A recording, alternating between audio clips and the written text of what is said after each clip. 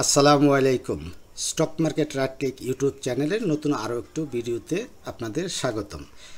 আজ 9 জুন, আমাদের নতুন করে ঈদের পরবর্তীতে ট্রেড শুরু হবে আগামী রবিবার। তো মাঝখানে এই কয়টা দিন আপনাদেরকে আমি বাজার সম্পর্কে একটু ধারণা দেব, পাশাপাশি কয়েকটি স্টক নিয়ে প্রতিদিনই বা একটা দুটা করে স্টক দেব। আপনারা আশা করি আমার এই ইউটিউব চ্যানেলটি ফলো রাখবেন। আমরা জানি বাজার অনেক নিচে আছে এবং আমি বরাবরই বলে আসছি বাজার এইখান থেকে রিভার্স করার জন্য খুবই উপযুক্ত একটা সময় এবং লং টার্ম ইনভেস্টমেন্টের জন্য বাজার একটা খুবই লং টার্ম ইনভেস্টমেন্টের জন্য উপযোগী একটা সময় আছে। যারা লং টার্ম ইনভেস্টমেন্ট করতে চান তারা আস্তে আস্তে বাজারে প্রবেশ করতে পারেন, ইনভেস্ট করতে পারেন। লং টার্মে আমাদের বাংলাদেশের বাজারটা অনেক ভালো হবে। তো বর্তমানে আমাদের কী কারণে বাজারটা এত খারাপ আসছে সেই ব্যাপারে যদি বলতে চাই, হলো আমাদের বর্তমানে উচ্চ মূল্যস্ফীতি আছে, মানে ইনফ্লেশন রেট অনেক বাড়তে আছে, যেটা 10-এর উপরে আছে।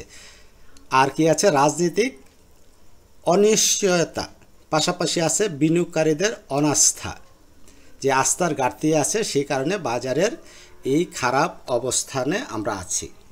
তবে কিছু ইতিবাচক ইঙ্গিত আমাদের বাজারের জন্য আছে। ইতিবাচক ইঙ্গিত কি? এএফসি পূর্বাভাস দিয়েছে 2025 সালের দ্বিতীয়ার্ধে বাজারে ঊর্ধ্বগতি দেখা যেতে পারে। তাহলে 2025 সালের প্রথমার্ধ প্রায় আমরা শেষ করে যাচ্ছি, আর দ্বিতীয়ার্ধে, তার মানে আমরা 2025 সালের দ্বিতীয়ার্ধে আমরা বাজার একটা ঊর্ধ্বগতি পেতে পারি।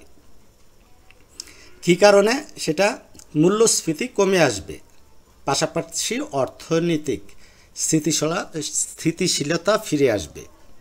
তাহলে ইনফ্লেশন রেট যে কমে আসবে সে ব্যাপারটা যদি আমরা এখানে দেখেন আমাদের 2025 সালের জানুয়ারি, ফেব্রুয়ারি, মার্চ, এপ্রিল, মে, তার মানে এই যে আস্তে আস্তে কমতেছে, জুন, জুলাই, আগস্ট, সেপ্টেম্বর, এই 2025 সাল শেষে দেখা গেল ইনফ্লেশন রেটটা অনেক কমে আসবে, বা 7, 6 এদিকে, বা 7, 7.5 এদিকে চলে আসবে ডিসেম্বরের মধ্যে।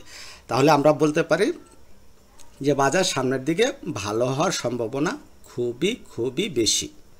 তো আজকে আমরা টেকনোড্রাগ শেয়ারটি নিয়ে কথা বলবো।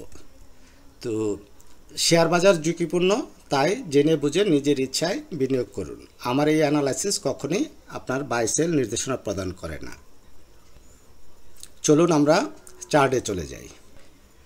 টেকনোড্রাগের আমরা ডে চার্টে চলে আসছি। আমরা এপ্রিল মাসের 12 তারিখ মেবি আমরা একটা অ্যানালাইসিস আপনাদের দিয়েছিলাম, সেখানে বলছিলাম যে 32 টাকার উপরে যদি শেয়ার প্রাইস ক্লোজিং দেয় তাহলে আমরা এন্ট্রি নিব। তো সেই ফলশ্রুতিতে আমরা ওই অ্যানালাইসিসের উপর নির্ভর করে আমরা ট্রেড নিতে পারি না। পরবর্তীতে শেয়ারগুলি নিচে আসছে এবং মাঝে মাঝে আপনাদের আপডেট দিছিলাম। এই যে একটা চ্যানেল, এই চ্যানেল ড্র করেও আপনাদের একটা আপডেট দিছিলাম যে চ্যানেল ব্রেকআউট করলে আমরা শেয়ারে এন্ট্রি নিব।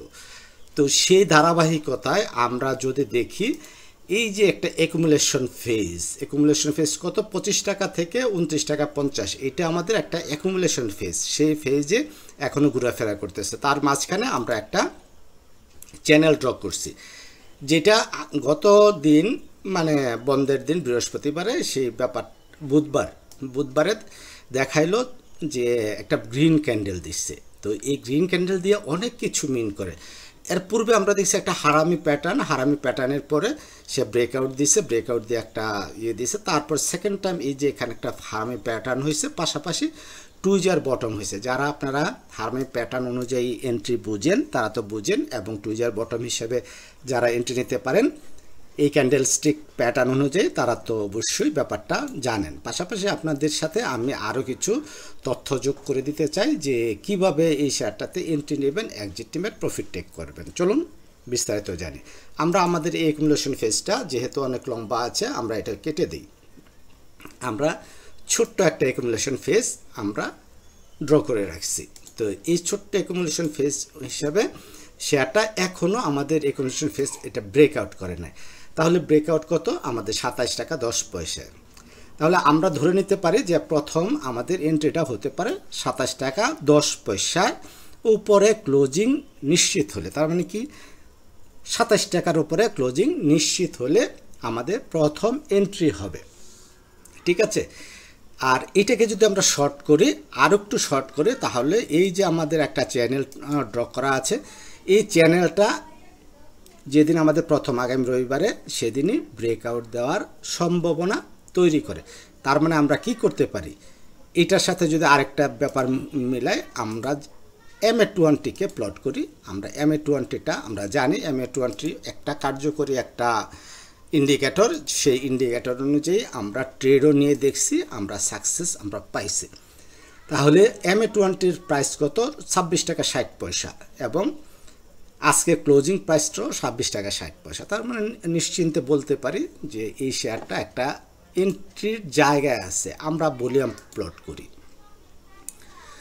ভলিউম আস্তে আস্তে কমে কমে ড্রাই হয়ে গেছে, যেটা আমরা আরেকটা দিক যদি আপনাদের অ্যানালাইসিস শেয়ার করি, যখন একটা শেয়ারে ভলিউম আস্তে আস্তে ক্রমে ক্রমে কমবে, পাশাপাশি আমাদের প্রাইসও আস্তে আস্তে কমবে, তাহলে এটা পজিটিভ অ্যানালাইসিস ধরা হয়। তাহলে এটা একটা পজিটিভ অ্যানালাইসিস। তাহলে এখান থেকে ভলিউম আস্তে আস্তে বাড়বে, প্রাইসও আস্তে আস্তে বাড়বে, এইটাই আমরা ধরতে পারি।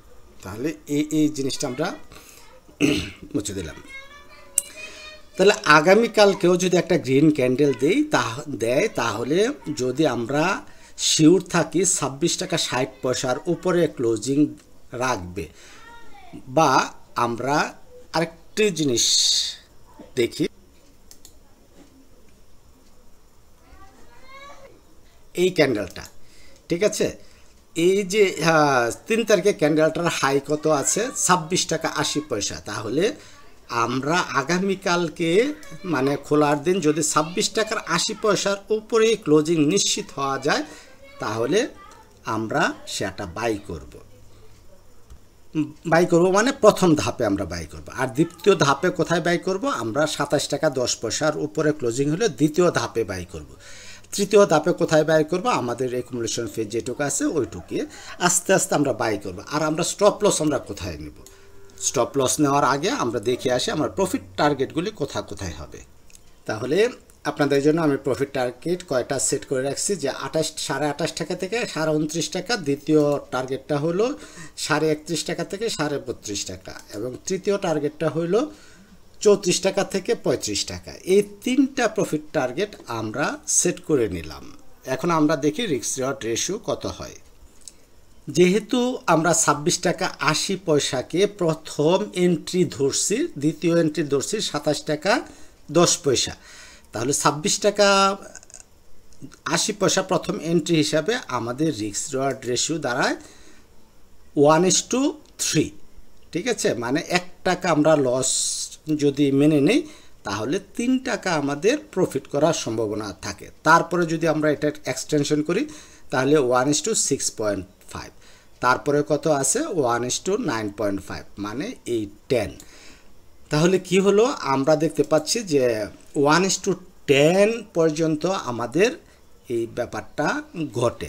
আমরা যদি তার প্রফিটটাকে হিসাব করি, আমরা এইখান থেকে আমরা ধরি, তাহলে কত পার্সেন্ট পর্যন্ত প্রফিট? মানে অলমোস্ট 28% পর্যন্ত আমরা শেয়ারটা থেকে এই লেভেলে এন্ট্রি নিয়ে আমরা শেয়ারটাতে প্রফিট করতে পারি। তাহলে আশা করি আপনারা ব্যাপারটা বুঝতে পারছেন।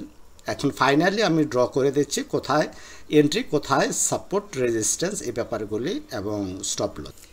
তাহলে এই হলো পুরোপুরি আপনার চিত্রটা, যে 27 টাকা মানে 26 টাকা 80 থেকে 27 টাকার এই ভিতরেই আপনারা আপনাদের বাই কমপ্লিট করবেন। পরবর্তীতে আমার টার্গেটগুলি এই যে 3টা ধাপে টার্গেট আপনাদের দেওয়া আছে, এই 3টা ধাপের টার্গেট আপনারা ফুলফিল করবেন। আর স্টপ লস আপনারা যদি কম রিস্ক নিতে চান, তাহলে 26 টাকায় আপনারা স্টপ লস নিয়ে নেবেন। 26 টাকার নিচে যদি ক্লোজিং করে, তাহলে আপনারা অবশ্যই স্টপ লস নিয়ে নেবেন। যদি আরেকটু বেশি রিস্ক নিতে চান, তাহলে আপনারা 25 টাকা 20 পয়সা পর্যন্ত শেয়ারটা ধরে রাখতে পারেন। তবে আমি আশা করি শেয়ারটা লং টার্মের জন্য খুবই লোভনীয় জায়গায় আছে। এই জায়গায় যদি আস্তে আস্তে যত কমে কেনা যায় কিনতে পারেন, আস্তে আস্তে জমাইতে পারেন, শেয়ারটা থেকে ভালো কিছু রিটার্ন আপনারা জেনারেট করতে পারেন।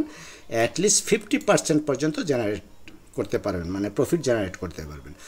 তো ভিডিও শেষ করার আগে বলতে যাচ্ছি, যদি ভিডিওটা ভালো লাগে আপনারা আমার চ্যানেলটা সাবস্ক্রাইব করবেন, ভিডিওগুলি মানুষের কাছে ছড়িয়ে দিবেন, শেয়ার করবেন, লাইক করবেন, অ্যাটলিস্ট একটা লাইক অন্তত দিবেন। আর লাইক দিলে কি হয়, ভিডিওটা আপনার নোটিফিকেশনে সবার আগে পৌঁছে যায়।